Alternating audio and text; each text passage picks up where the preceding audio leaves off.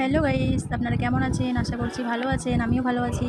তো আজকে আমি এই ডালটার পকোড়া বানাবো, চানা ডালটার। তো এর মধ্যে কিছুটা রসুন দিয়ে দিলাম আর এটাকে আমি ব্লেন্ড করে নিব এখন। তো এই যে আমার ব্লেন্ড করা হয়ে গেল। এর মধ্যে পেঁয়াজ কুচি দিয়ে দিব, কাঁচা লঙ্কা দিয়ে দিব আর কুলেখাড়া শাক দিয়ে আমি আজ এই পকোড়াটা বানাবো।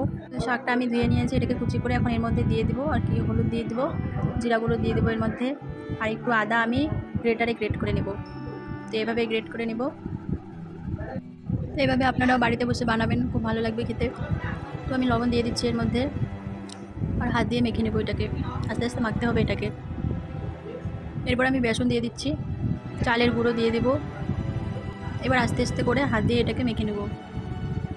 আমি এটাতে কোনো জল ব্যবহার করিনি। তো হাত দিয়ে মাখা হয়ে গেল। এখন আমি এটাকে 5 মিনিটের মতো ঢেকে রাখবো।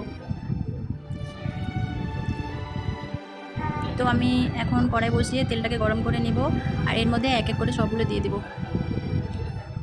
তো এরকম করেই দিয়ে লাল লাল করে ভেজে নেব। তো এই যে হয়ে গেল পকোড়া, এরকম করেই বানাবেন আপনারাও। আমার ভিডিও ভালো লাগলে পেজটাকে ফলো করবেন। থ্যাংক ইউ ভিডিওটা দেখার জন্য।